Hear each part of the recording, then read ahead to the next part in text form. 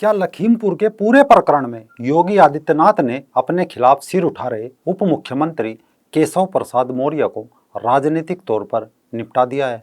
और सवाल ये भी, क्या इस प्रकरण के आरोपी आशीष मिश्रा उर्फ मोनू को गिरफ्तार किया जाएगा? क्योंकि खबर आ रही है कि अमित शाह और टेनी महाराज उर्फ अजय मिश्रा के बीच डीलिंग हो चुकी है कि अभी आपका इस्तीफा नहीं लिया जाएगा, लेकिन आपके लाडले को सलाखों के पीछे तो जाना ही पड़ेगा। क्योंकि वीडियो से आ रहे सबूत साफ कर रहे हैं इस पर कोई राजनीतिक या प्रशासनिक लीपापोती नहीं की जा सकती। नमस्कार दोस्तों, रंग दे बसंती देखना शुरू कर चुके हैं आप। मैं हूं आपके साथ राजीव चौधरी। अब अगर घटना का एक एक सिरा आसान भाषा में समझे तो कुछ यूं हुआ कि 3 अक्टूबर को लखीमपुर खीरी में उत्तर प्रदेश के उप मुख्यमंत्री केशव प्रसाद मौर्य के दौरे के विरोध में किसान जुलूस निकाल रहे थे। तभी एक तेज रफ्तार वाहन से 4 किसान और एक पत्रकार कुचल दिए गए। ये वाहन था केंद्र में मंत्री अजय मिश्रा उर्फ टेनी महाराज के बेटे आशीष का, जो अगले विधानसभा चुनाव में अपनी विधायकी का टिकट पक्का कर रहे थे। जब ये प्रकरण हुआ उस समय उत्तर प्रदेश के मुख्यमंत्री योगी आदित्यनाथ डुमरियागंज में एक कार्यक्रम में हिस्सा ले रहे थे। अपने चुटीले अंदाज में वो अपना भाषण दे रहे थे। इसी कार्यक्रम के दौरान उनके पास एक फ़ोन आया और समारोह से थोड़ा हटकर वे 18-20 मिनट तक फ़ोन पर बात करते रहे। वहाँ मौजूद लोगों ने इस बातचीत के बाद योगी आदित्यनाथ के रवैये में असहजता देखी। अनुमान लगाया जा रहा था कि इस फ़ोन से योगी आदित्यनाथ को लखीमपुर खीरी में हुई हिंसक झड़प की पूरी तस्वीर का पता चल चुका था, क्योंकि इसके बाद उनके अंदाज में अचानक कठोरता दिखने लगी। अब सवाल था कि चुनाव नज़दीक है तो मामले को सुलझाया कैसे जाए, क्योंकि तब तक इसमें ना तो नुकसान केशव प्रसाद का था ना अजय मिश्रा का, इसमें नुकसान सीधा योगी जी की छवि का था। घटना में कुल 8 लोग मारे गए थे, जिनमें 4 सिख किसान थे, एक पत्रकार भी था जिनकी गाड़ी से कुचलने से मौत हुई थी। बाकी लोग क्रिया की प्रतिक्रिया के परिणाम में अपनी जान गंवा चुके थे। मामला मीडिया में आते ही उत्तर प्रदेश सरकार ने फटाफट वहां धारा 144 लगा दी। विपक्ष सक्रिय हो गया। अखिलेश यादव ने अपने घर के बाहर धरना दे दिया, जैसे पूरा प्रकरण उनके बंगले के अंदर हुआ हो। मायावती ने भी ट्विटर पर धरना दिया, तो प्रियंका गांधी वाड्रा, सतीश चंद्र मिश्र जैसे नेताओं को यूपी सरकार ने या तो हिरासत में ले लिया या उन्हें लखीमपुर खीरी जाने से रोक दिया गया। आरएलडी नेता जयंत चौधरी किसी तरह कई किलोमीटर पैदल चलकर लखीमपुर खीरी पहुंचने में कामयाब हुए। अब सवाल था कि मामले को सुलझाया कैसे जाए, क्योंकि विपक्ष को घर बैठे सरकार पर निशाना साधने का अच्छा मौका मिल गया था।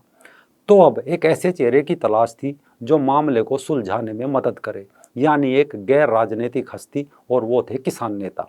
इसमें भारतीय किसान यूनियन के हरियाणा प्रमुख गुरनाम सिंह चढ़ूनी संयुक्त किसान मोर्चा में एक अहम चेहरा है और सिख भी है, लेकिन उन्हें मेरठ में ही धारा 144 के उल्लंघन में हिरासत में ले लिया गया। इसके अलावा संयुक्त किसान मोर्चा के अन्य अहम नेता योगिंदर यादव थे और शिव कुमार काका जी, लेकिन इन्हें भी वहां जाने नहीं दिया गया। लेकिन राकेश टिकैत के काफिले को आगे बढ़ने दिया गया। बताया जा रहा है कि यूपी के चर्चित एडीजी प्रशांत कुमार और टिकैत के अच्छे संबंध है। प्रशांत प्रमोट होने से पहले मेरठ जोन में भी रह चुके हैं। उन्हीं का आदेश था कि टिकैत को आगे बढ़ने दिया जाए। खैर, मामला निपट भी गया। उत्तर प्रदेश सरकार ने किसानों की सभी मांगे मान ली और विपक्षी दलों को राजनीति करने का कोई मौका नहीं दिया। प्रियंका गांधी वाड्रा के सीतापुर के गेस्ट हाउस में हिरासत में 2 दिन बीत चुके थे। अचानक दिल्ली से राहुल गांधी, पंजाब के नए नए मुख्यमंत्री चरणजीत सिंह चन्नी लखीमपुर के लिए निकल पड़ते हैं। अब सवाल था कि प्रियंका को रोके रखने में ज़्यादा फायदा है या फिर छोड़े जाने में। खैर, अगले किसी बड़े बवाल से बचने के लिए प्रियंका को भी रिहा कर दिया गया। यानी एक हाई लेवल मीटिंग में फैसला हुआ कि प्रियंका और राहुल को लखीमपुर खीरी जाने दिया जाए। जब ये सारा घटनाक्रम घट रहा था, उसी दौरान राजधानी दिल्ली में राष्ट्रपति भवन के पास नॉर्थ ब्लॉक में गृह राज्य मंत्री अजय मिश्रा और टेनी महाराज केंद्रीय गृह मंत्री अमित शाह के सामने सिर झुकाकर बैठे थे। जब ये सब चल रहा था, लखनऊ से लेकर दिल्ली तक मीडिया नेताओं की प्रेस कॉन्फ्रेंस चल रही थी। सोशल मीडिया पर लोग ताक में बैठे थे कि कब कोई नई खबर आए और उसका चूरमा बनाकर सोशल मीडिया पर फेंका जाए। लेकिन लखनऊ के सरकारी आवास पर अपने भरोसेमंद अधिकारियों के साथ योगी आदित्यनाथ मीडिया और विपक्ष पर निगाह बनाए बैठे थे। एक तरफ जहां इस मामले में सत्ता से लेकर विपक्ष तक, किसान संगठन से लेकर मीडिया तक लगातार नई नई अपडेट दे रहे थे। वहाँ उत्तर प्रदेश में एक नेता ऐसा था जिसका नाम मामले में घसीटा जा रहा था, लेकिन वो अपना मौन व्रत करके बैठ गए थे। वो नेता है राज्य के उप मुख्यमंत्री केशव प्रसाद मौर्य, जिनका अभी तक कोई बयान या भाषण सामने नहीं आया। यानी मामले में वो आरोप प्रत्यारोप के बावजूद बिल्कुल खामोश है। वो केशव प्रसाद जिन्हें लगातार इनपुट दी गई थी कि लखीमपुर खीरी ना जाए, वहाँ बवाल हो सकता है, जिन्होंने अजय मिश्रा द्वारा किसानों को दी गई धमकी के बावजूद भी न केवल उनके साथ गए बल्कि इस आग में घी डालने का पूरा काम किया। अब इन सारी घटनाओं के बीच थोड़ा पीछे चलते हैं और सिलसिलेवार घटनाओं को देखें तो सारी तस्वीर साफ हो जाएगी। असल में साल 2019 में सीएम योगी आदित्यनाथ ने केशव प्रसाद मौर्य के पीडब्ल्यूडी विभाग द्वारा पिछले 2 साल में कराए गए टेंडर और बड़े निर्माण कार्यों की जांच करने का निर्देश दे दिए थे। ये ठेके और निर्माण कार्य करीब 2000 करोड़ रुपए के थे। योगी को संदेह था कि पीडब्ल्यूडी विभाग में ठेकों और निर्माण कार्यों में जमकर धांधली हुई है। तभी इससे साफ हो गया था कि योगी इसके जरिए केशव प्रसाद मौर्य पर नकेल कसे रखना चाहते हैं। उत्तर प्रदेश में योगी की बढ़ती लोकप्रियता के चलते जहां विपक्ष को कोई मौका नहीं मिल रहा था, वहां पिछले दिनों बीजेपी में अंदरूनी कलह शुरू हो गई थी। सपा से भाजपा में गए नेता स्वामी प्रसाद मौर्य खुलकर योगी जी के खिलाफ बयानबाजी कर रहे थे।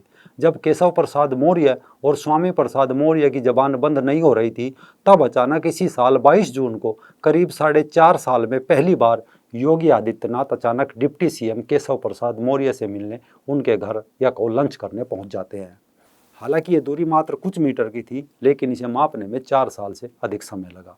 सीएम और डिप्टी सीएम की तस्वीरें सामने आई, जिनमें यह बताने की कोशिश की गई थी कि यूपी बीजेपी में सब कुछ ठीक ठाक है। इसी दौरान उत्तर प्रदेश के उप मुख्यमंत्री केशव प्रसाद मौर्य का भी बयान सामने आया कि मैं योगी के साथ था, साथ हूँ और साथ रहूंगा। लेकिन इसके बाद भी कई दिनों तक उत्तर प्रदेश की सरकार को लेकर अटकलों का बाजार गर्म रहा। राष्ट्रीय स्वयंसेवक संघ बीजेपी संगठन, उत्तर प्रदेश सरकार और बीजेपी के जनप्रतिनिधियों के बीच कई दौर की बैठकें हुई। मीडिया में यूपी सरकार के संभावित नेतृत्व परिवर्तन का मुद्दा भी खूब उछला। मामला उछलने का एक कारण ये भी रहा कि 5 जून को योगी आदित्यनाथ के जन्म दिवस के मौके पर प्रधानमंत्री मोदी और गृह मंत्री अमित शाह द्वारा सोशल मीडिया पर उन्हें बधाई नहीं दी गई थी।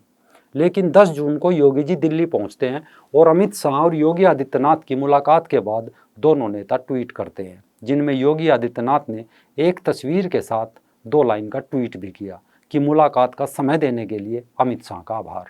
पर उत्तर प्रदेश में योगी का साथ देने का केशव प्रसाद का बयान लंबा नहीं टिक सका और पिछले महीने यानी 2 सितंबर को केशव प्रसाद के एक बयान ने फिर हलचल मचा दी। उन्होंने कहा कि चुनाव तो योगी आदित्यनाथ के नेतृत्व में लड़ा जाएगा, लेकिन बाद में मुख्यमंत्री का फैसला केंद्रीय नेतृत्व या निर्वाचित विधायक करेंगे।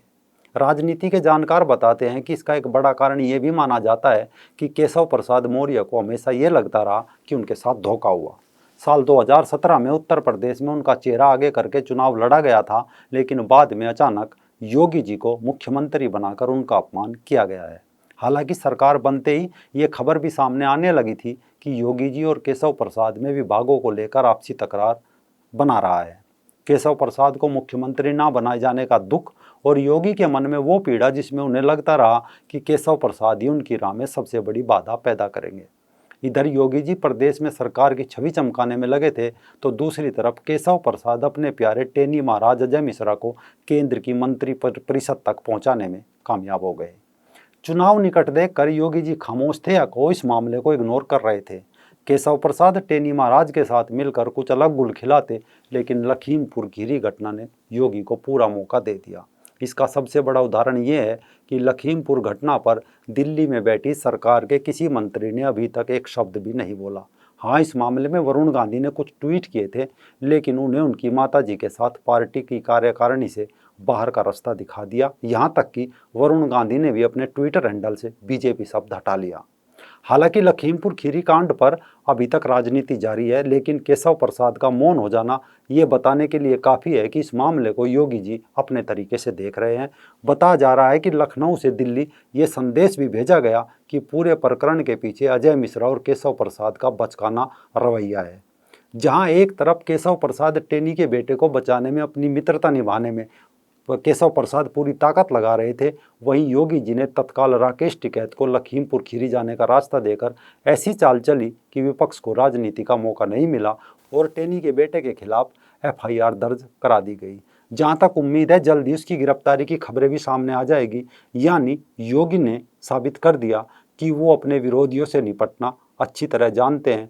आशीष मिश्रा की गिरफ्तारी और टेनी महाराज के इस्तीफे से कितना राजनीतिक परिवर्तन होगा, ये आगे की खबरें और राजनीति तय करेगी।